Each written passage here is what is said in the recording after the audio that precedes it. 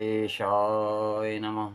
श्री सरस्वती माता नमो नमः। वक्रतुंड महाकाय कोटिसूर्यं प्रभा निर्विघ्न कुरु मे देव सर्वकार्येषु सर्वदा। गुरुर्ब्रह्मा गुरुर्विष्णु गुरुदेवो महेश्वराय गुरु साक्षात् परम ब्रह्मा तस्मै श्री गुरुवे नमः। भक्तों, कल मैंने मूर्ति पूजा और नाम जप की महिमा का वर्णन किया था। पार्ट 1 आप लोगों के पास पहुंच गया होगा। अब पार्ट 2 आप लोगों को सुनाते हैं।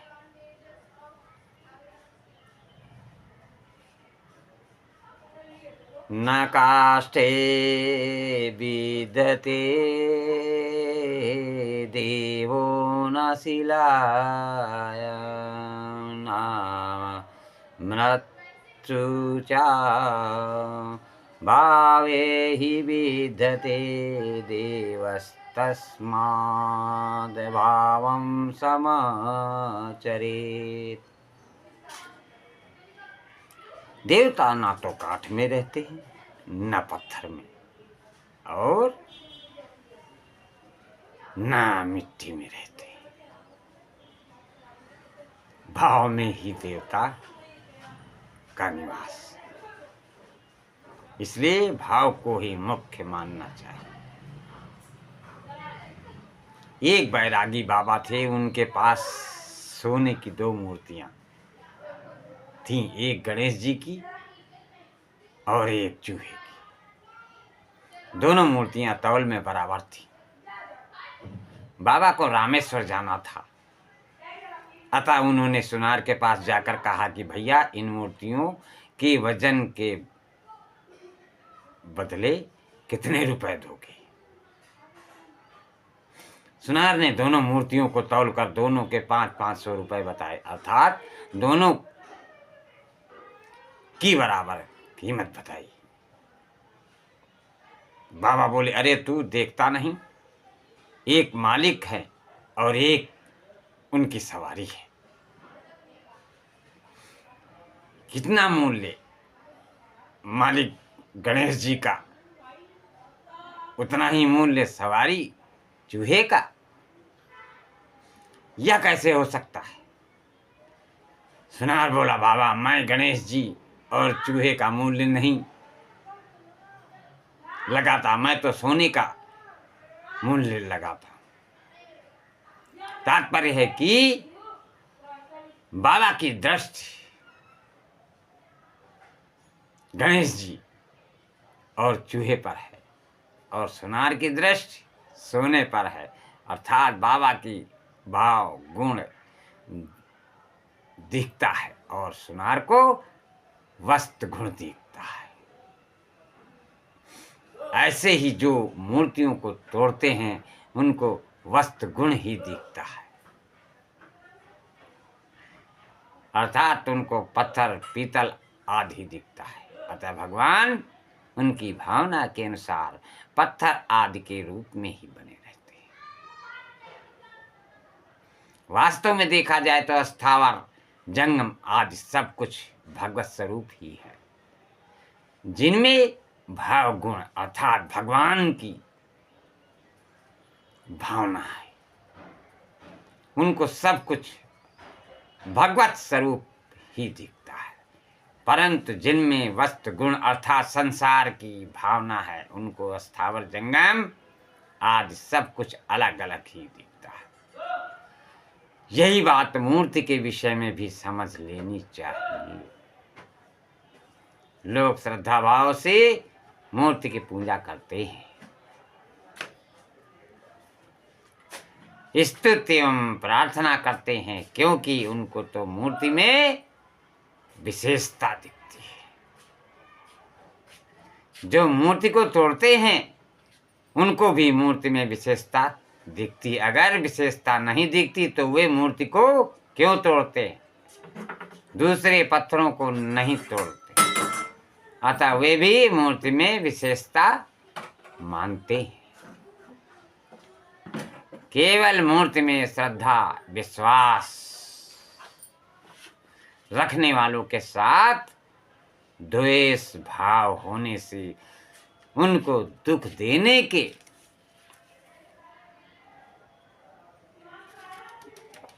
लिए ही तो वे मूर्ति को तोड़ते हैं। जो लोग शास्त्र मर्यादा के अनुसार बने हुए मंदिरों को उसमें प्राण प्रतिष्ठा करके रखी गई मूर्तियों को तोड़ते हैं, वे तो अपना स्वार्थ सिद्ध करने, हिंदुओं की मर्यादाओं को भंग करने, अपने अहंकार एवं नाम को अस्थायी करने,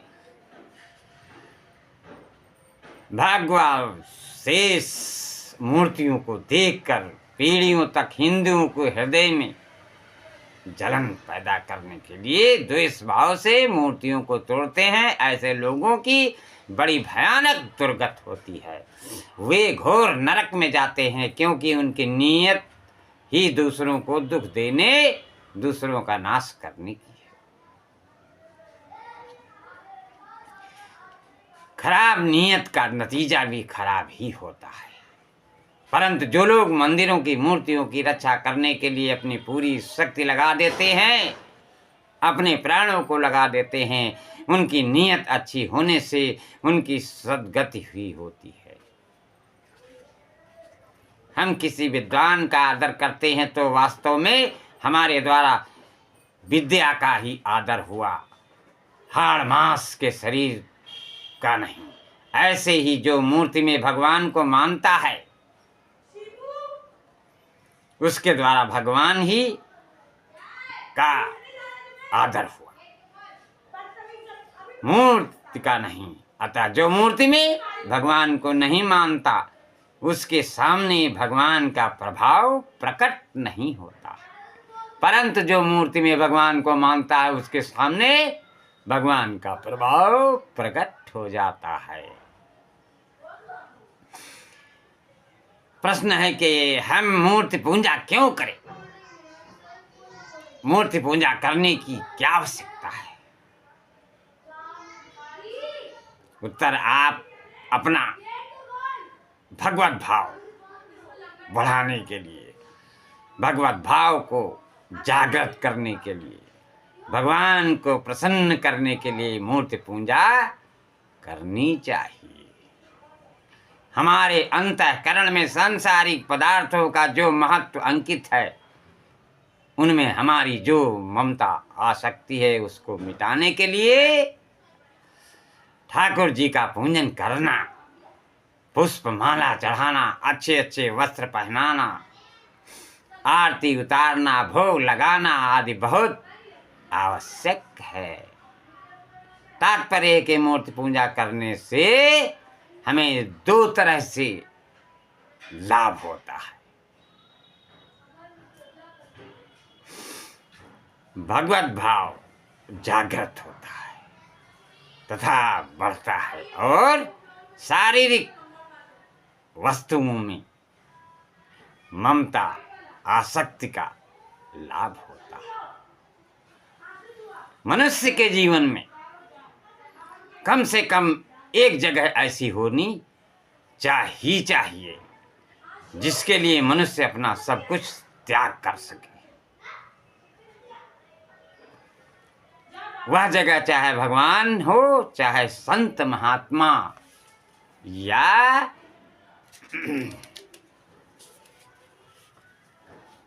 हो, चाहे माता पिता हो, चाहे आचार्य हो। कारण कि इससे मनुष्य की भौतिक भावना कम होती है और धार्मिक तथा आध्यात्मिक भावना बढ़ती है।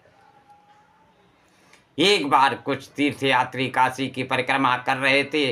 वहां का एक पंडा उन यात्रियों को मंदिरों का परिचय देता, शिवलिंग को प्रणाम करवाता और उसका पूजन करवाता। उन यात्रियों में कुछ आधुनिक विचारधारा के लड़के थे।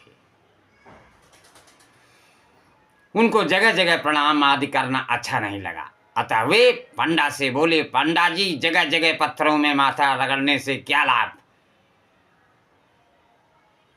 वहां एक संत खड़े थे, वे उन लड़कों से बोले, भैया, जैसे इस हाड़ मांस के शरीर में तुम हो, ऐसे ही मूर्ति में भगवान है। तुम्हारी आयु तो बहुत थोड़े वर्षों की है, पर वे शिवलिंग बहुत वर्षों की है। अतः आयु की दृष्टि से शिवलिंग तुम्हारे से बड़े हैं। शुद्धता की दृष्टि से देखा जाए तो हाड़ मांस अशुद्ध होता है और पत्थर शुद्ध होता है। मजबूती की दृष्टि से देखा जाए तो हड्डी से पत्थर मजबूत होता है। अगर परीक्षा करनी हो तो अपना सिर मूर्ति से भिड़ाकर देख लो कि सिर फूटता है या मूर्ति तुम्हारे में कई दुर्गुण दुराचार हैं, पर मूर्ति में कोई दुर्गुण दुराचार नहीं है। तात्पर्य है कि मूर्ति सब दृष्टियों से श्रेष्ठ है, अतः मूर्ति पूजनीय है। तुम लोग अपने नाम की निंदा से अपनी निंदा और नाम की प्रशंसा से अपनी प्रशंसा मानते हो। शरीर के अनादर से अपना अनादर और शरीर के अनादर से अपना आदर मानते हो।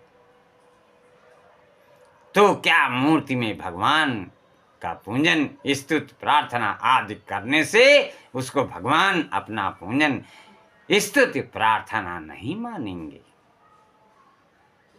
अरे भाई, लोग तुम्हारे जिस नाम रूप का आदर करते हैं वह तुम्हारा स्वरूप नहीं है, फिर भी तुम राजी होते हो। भगवान का स्वरूप तो सर्वत्र व्यापक है, अतः इन मूर्तियों में भी भगवान का स्वरूप है।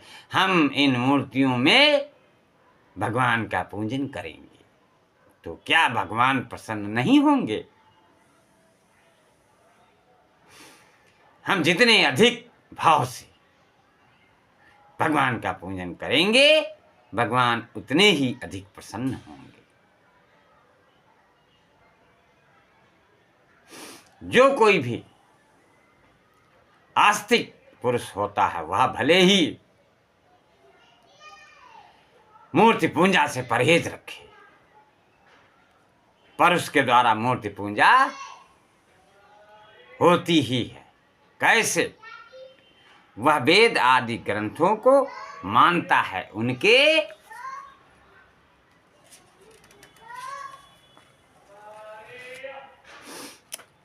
अनुसार चलता है, तो यह मूर्ति पूजा ही है। क्योंकि वेद भी तो लिखते हैं, लिखी हुई पुस्तक होने से मूर्ति ही है। वेद आदि का आदर करना मूर्ति पूजा ही है। ऐसे ही मनुष्य गुरु का, माता पिता का, अतिथि का आदर सत्कार करता है, अतः जल वस्त्र आदि से उनकी सेवा करता है, तो वह यह सब मूर्ति पूजा ही है। कारण कि गुरु, माता पिता आदि के शरीर तो जड़ हैं, पर शरीर का आदर करने से उनका भी आदर होता है, जिससे वे प्रसन्न होते हैं। तात्पर्य है कि मनुष्य कहीं भी जिस किसी रूप से आदर सत्कार करता है वह सब मूर्ति पूजा ही है। अगर मनुष्य भाव से मूर्ति में भगवान का पूजन करता है तो वह भगवान का ही पूजन होता है। एक बैरागी बाबा थे जो एक छाते के नीचे रहते थे और वही शालग्राम का पूजन किया करते थे। जो लोग मूर्ति पूजा को नहीं मानते थे उनको बाबा जी की यह क्रिया मूर्ति पूजा बुरी लगी। उन दिनों वहां हुक साहब नामक एक अंग्रेज अफसर आया हुआ था। उस अफसर के सामने उन लोगों ने बाबा जी की शिकायत कर दी कि यह मूर्ति की पूजा करके सर्वव्यापक परमात्मा का तिरस्कार करता है आदि आदि। हुक साहब ने कुपित होकर बाबा जी को बुलाया और उनको वहां से चले जाने का हुक्म दे दिया। दूसरे दिन बाबा जी ने हुक साहब का एक पुतला बनाया और उसको लेकर वे शहर में घूमने लगे। वे लोगों को दिखाकर उस पुतले को जूता मारते और कहते हैं कि यह हुक साहब बिल्कुल बेअक्ल है, इसमें कुछ भी समझ नहीं है आदि आदि। लोगों ने पुनः हुक साहब से शिकायत कर दी कि यह बाबा आपका तिरस्कार करता है, आपका पुतला बनाकर उसको जूता मारता है। हुक साहब ने बाबा जी को बुलाकर पूछा कि तुम मेरा अपमान क्यों करते हो? बाबा जी ने कहा कि मैं आपका बिल्कुल अपमान नहीं करता, मैं तो आपके उस पुतले का अपमान करता हूं क्योंकि वह बड़ा ही मूर्ख है। ऐसा कहकर बाबा जी ने पुतले को जूता मारा। हुक साहब बोले कि मेरे पुतले का अपमान करना मेरा ही अपमान करना है। बाबा जी ने कहा आप इस पुतले में अर्थात मूर्ति में हैं, अर्थात मूर्ति में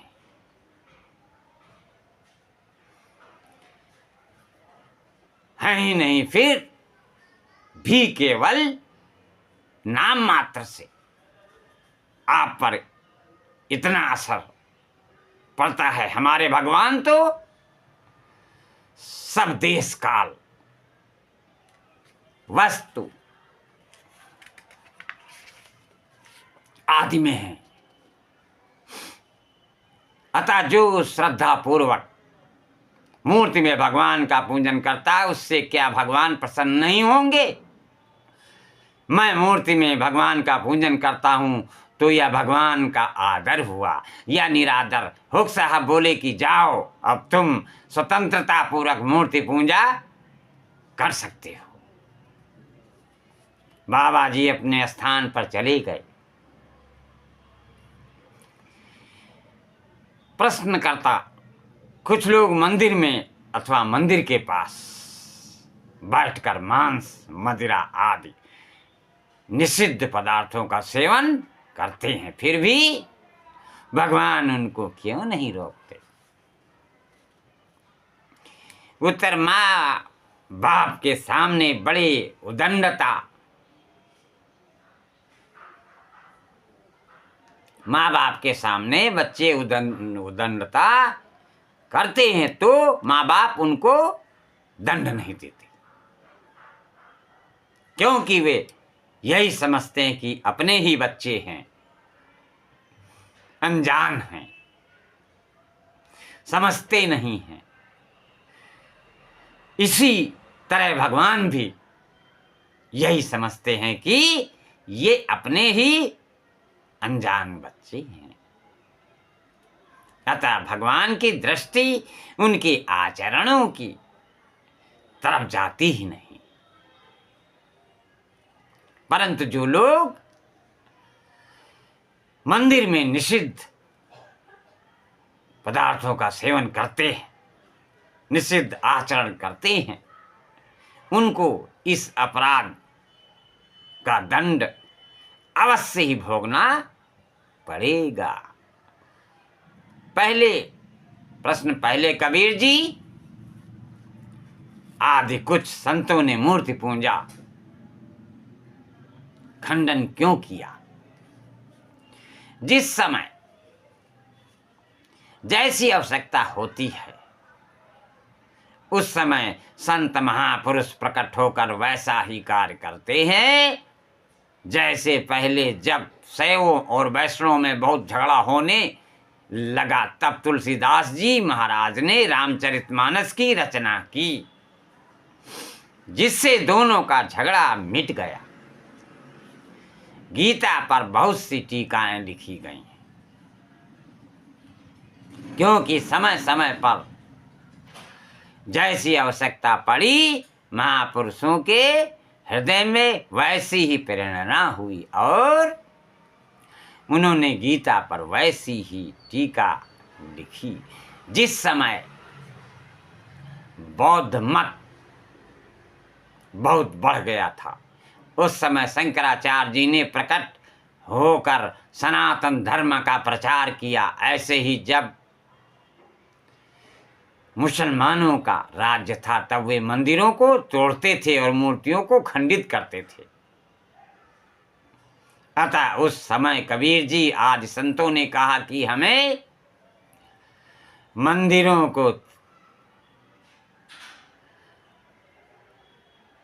मंदिरों की मूर्ति पूजा की जरूरत नहीं है, क्योंकि हमारे परमात्मा केवल मंदिर में या मूर्ति में ही नहीं है, प्रत्युत सब जगह व्यापक है। वास्तव में उन संतों का मूर्ति पूजा का खंडन करने में तात्पर्य नहीं था, प्रत्युत लोगों को किसी तरह परमात्मा में लगाने में ही तात्पर्य था। प्रश्न अभी तो ऐसा समय नहीं है, मुसलमान मंदिरों को मूर्तियों को नहीं तोड़ रहे, फिर भी उन संतों के संप्रदाय में चलने वाले मूर्ति पूजा का साकार भगवान का खंडन क्यों करते हैं? किसी का खंडन करना अपने मत का आग्रह है, क्योंकि दूसरों के मत का खंडन करने वाले अपने मत का प्रचार करना चाहते हैं, अपनी प्रतिष्ठा चाहते हैं।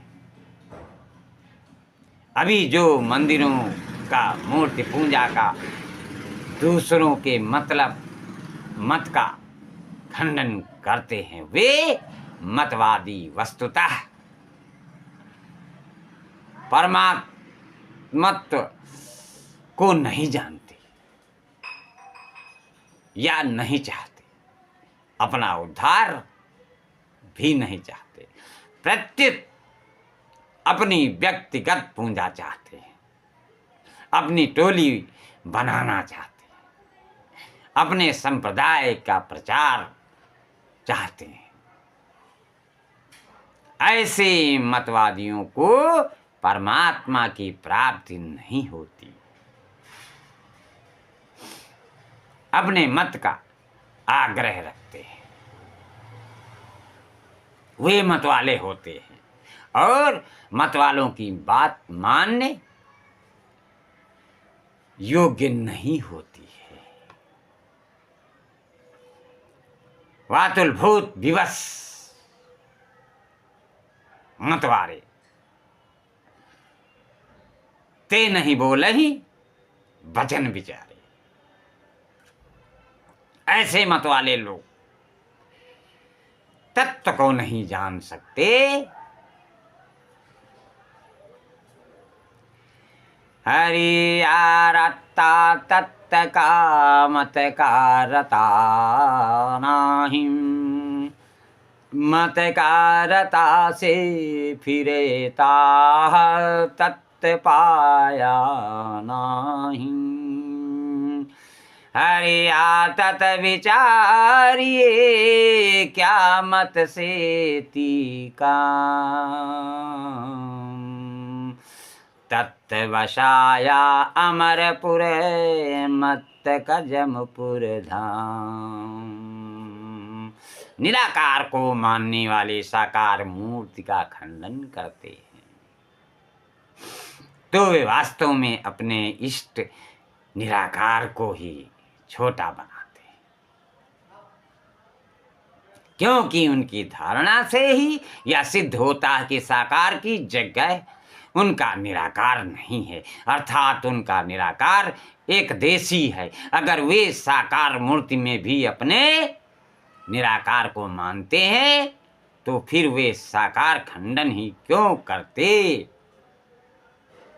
दूसरी बात, निराकार की उपासना करने वाले परमात्मा साकार नहीं है, उनका अवतार भी नहीं होता है, उनकी मूर्ति भी नहीं होती, ऐसा मानते हैं। अतः उनका सर्वसामर्थ्य परमात्मा अवतार लेने में, साकार बनने में असमर्थ, कमजोर हुआ, अर्थात उनका परमात्मा सर्वसमर्थ नहीं रहा। वास्तव में परमात्मा ऐसे नहीं है, वे साकार निराकार आदि सब कुछ हैं। सच्चा हम अतः विचार करना चाहिए कि हमें अपना कल्याण करना है। या साकार निराकार को लेकर झगड़ा करना है। अगर हम अपनी रुचि के अनुसार संसाकार की अथवा निराकार की उपासना करें तो हमारा कल्याण हो जाए। तेरे भावे जो करो भलो बुरो संसार, नारायण तू बैठ के अपनो भुवन बुहार। अगर झगड़ा ही करना है तो संसार में झगड़ा करने के बहुत से स्थान,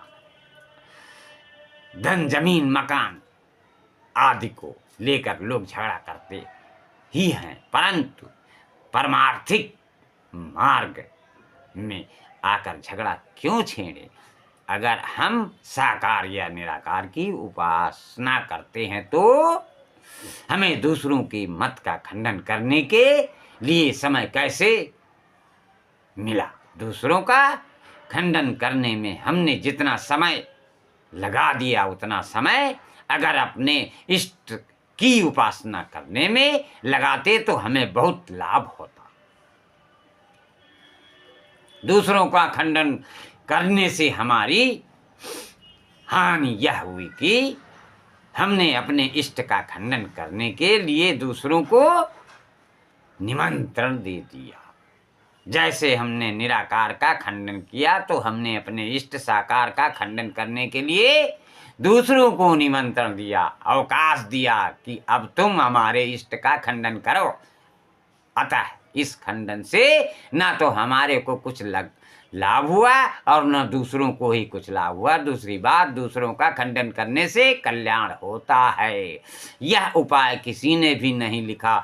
जिन लोगों ने दूसरों का खंडन किया है उन्होंने भी यह नहीं कहा कि दूसरों का खंडन करने से तुम्हारा भला होगा, कल्याण होगा। अगर हम किसी के मत का इष्ट का खंडन करेंगे तो इससे हमारा अंतकरण मैला होगा।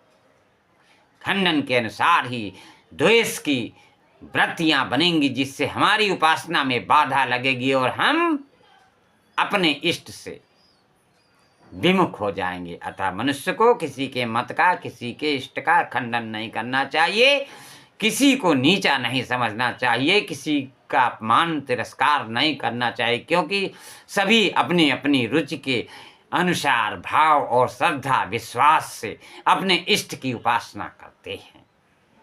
परमात्मा साधक के भाव से प्रेम से, श्रद्धा विश्वास से ही मिलते हैं। अतः अपने मत पर, इष्ट पर श्रद्धा विश्वास करके उस मत के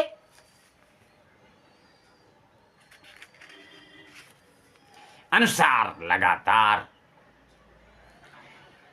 तत्परता से साधन में लग जाना चाहिए। यहाँ परमात्मा को प्राप्त करने का मार्ग है। दूसरों का खंडन करना, तिरस्कार करना परमात्मा प्राप्ति का साधन नहीं है, प्रत्युतः पतन का साधन है। जिन संतों ने मूर्ति पूजा का खंडन किया, उन्होंने मूर्ति पूजा के स्थान पर नाम जप, सत्संग, गुरु वाणी, भगवत चिंतन, ध्यान आदि पर विशेष जोर दिया है।